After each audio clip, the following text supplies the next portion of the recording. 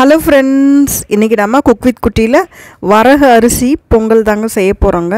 இது நம்ம அரிசி வச்சு வெண்பொங்கல் செய்வோம் இல்லைங்களா, அதுக்கு மாற்றுதல்ல நம்ம வரகு அரிசி வச்சு செய்ய போகிறோங்க. இது ரொம்ப டேஸ்ட்டாக இருக்குங்க, ஆரோக்கியமானதும் கூடங்க. இதோட மெஷர்மெண்ட்ஸ் எவ்வளோன்னு பார்த்துக்கலாங்க. நம்ம 1 கப் வரகு அரிசி எடுத்திங்கன்னா 1/4 கப் பாசிப்பருப்பு எடுத்துக்கோங்க. இன்றைக்கி மெம்பர்ஸ் அதிகமாக இருக்கனால 2 கப் அளவுக்கு வரகு அரிசி எடுத்துக்கிறோங்க. இதுக்கு 1/2 கப் அளவுக்கு பாசிப்பருப்பு எடுத்துக்க போகிறோங்க. இந்த வரகரிசியில் நிறைய நார் சத்து இருக்குங்க. அடிக்கடி நம்ம எடுத்துக்கிறது ரொம்ப நல்லதுங்க. பாருங்கள், நான் இப்போது ஒரு கப் எடுத்துக்கிட்டிங்கன்னா எந்த கப் வேணால் மெஷர்மெண்ட்டுக்கு எடுத்துக்கோங்க. அந்த 1 கப் எடுத்திங்கன்னா அதுக்கு 1/4 கப் பாசிப்பருப்பு எடுத்துக்கணுங்க. இப்போ நான் 2 எடுத்துருக்கனால 1/2 கப் எடுத்துக்கிட்டேங்க. இந்த வரகரிசி பாருங்கள், இவ்வளோ நல்ல தண்ணியில் போட்டோன்னா ரொம்ப அழுக்காக வருங்க. அதனால் நம்ம 2-3 தடவை, ஒரு மேக்ஸிமம் ஒரு 5 தடவையாவது அதை நல்லா கழுவிடுங்க. நம்ம அரிசி கழுவுற மாதிரி இல்லாமல் அதை நல்லா வாஷ் பண்ணிக்கணுங்க. இப்போ பாருங்கள், இந்த அளவுக்கு நான் வாஷ் பண்ணிட்டேன். அதே முதல்ல எவ்வளோ ப்ரௌனாக இருந்தது, இப்போ பாருங்கள் நல்லா வாஷ் பண்ணதுக்கப்புறம் இப்படி ஒயிட் ஆகிடுச்சுங்க. இந்த எடுத்து வச்சுருக்க பாசிப்பருப்பு நான் லைட்டாக நிறம் மாறுற அளவுக்கு வறுத்துக்கிட்டேங்க. அதையும் இந்த அரிசியோடு சேர்த்து நல்லா கழுவிடுங்க. இப்போ இதை நம்ம ப்ரெஷர் குக் பண்ணிக்க போகிறோங்க. 1 கப் அரிசிக்கு 4 டம்ளர் தண்ணிங்க. அந்த தண்ணி வச்சிங்கன்னா வெந்துடுங்க. அரிசி இது ஈஸியாக வெந்துடுங்க. இது இப்போ பாருங்கள், நான் ப்ரெஷர் குக் பண்ணிக்கிட்டேங்க. ப்ரெஷர் குக் பண்ணி இப்போ கொஞ்சம் தண்ணி மாதிரி இருக்க மாதிரி தான் இருக்குங்க. ஆனால் கொஞ்சம் நேரம் ஆக ஆக பொங்கல் இறுகிடுங்க. உடனே சாப்பிட்றீங்கன்னா 4 டம்ளர் தண்ணி கரெக்டாக இருக்குங்க. இல்லை கொஞ்சம் நேரம் கழிச்சு தான் சாப்பிட போகிறோம் அப்படின்னா 5 டம்ளர் அளவுக்கு தண்ணி விட்டுக்கோங்க. இது ஈஸியாக வேகிற ஒரு அரிசி வகை தாங்க இது. இந்த வரகு அரிசியில் மாவு சத்து கம்மியாகவும் நார்ச்சத்து அதிகமாகவும் இருக்குங்க. அதனால் மலச்சிக்கலை ரொம்ப கட்டுப்படுத்துங்க. இப்போ பாருங்கள், நான் இது தாளிப்பு போட்டுக்கிறோங்க. உப்பு போட்டு தான் வேக வச்சோங்க.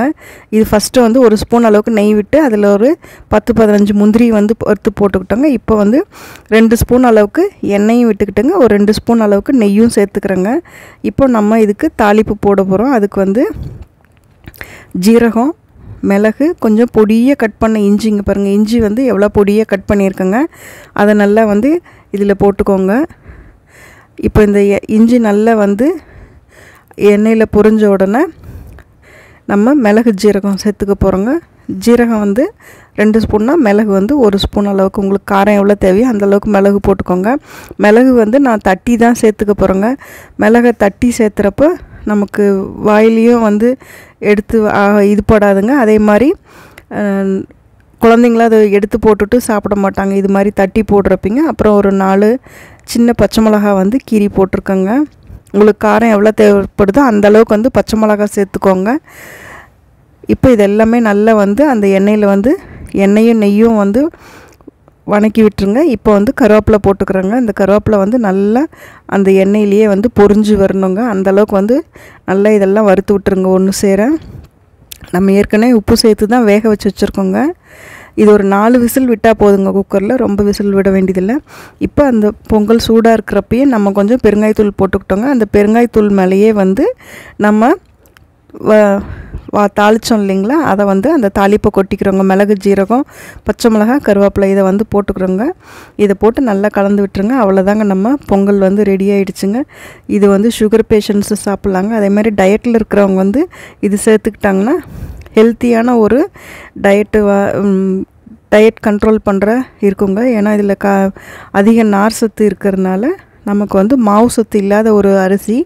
அதனால் டயட்டில் இருக்கவங்க கண்டிப்பாக இதை சேர்த்துக்கிட்டாங்கன்னா அவங்களுக்கு ரொம்ப ஆரோக்கியமான ஒரு உடல் இளைக்கிறதுக்கான உணவாக இது இருக்குங்க. அவ்வளோதாங்க, நம்ம வரகு அரிசி பொங்கல் ரெடி ஆகிடுச்சு. இது அரிசி பொங்கலை விட சூப்பராக இருக்குங்க டேஸ்ட்டு. நீங்களும் இது மாதிரி உங்கள் வீட்டில் ஒரு தடவை ட்ரை பண்ணி பாருங்கள். இது கூட அரைச்சி விட்ட சாம்பார் தான் இன்றைக்கி நாங்கள் வச்சுக்கிட்டோங்க. அதுவும் தேங்காய் சட்னியும் செம காம்போவாக இருக்குங்க. இந்த அரைச்சி விட்ட சாம்பார் நம்ம சேனலில் அப்லோட் பண்ணியிருக்கேங்க. அதுவும் போய் பாருங்கள். அதே மாதிரி நீங்களும் ட்ரை பண்ணிவிட்டு எப்படி இருந்ததுன்னு சொல்லி கமெண்ட்ஸில் உங்கள் ரெசிபியை ஷேர் பண்ணுங்கள். இந்த ரெசிபி உங்கள் ஃப்ரெண்ட்ஸ் பிடிச்சிருந்துன்னா கட்டாயம் உங்கள் ஃப்ரெண்ட்ஸ் கூட ஷேர் பண்ணுங்கள். தேங்க்ஸ் ஃபார் வாட்சிங். தேங்க்யூ.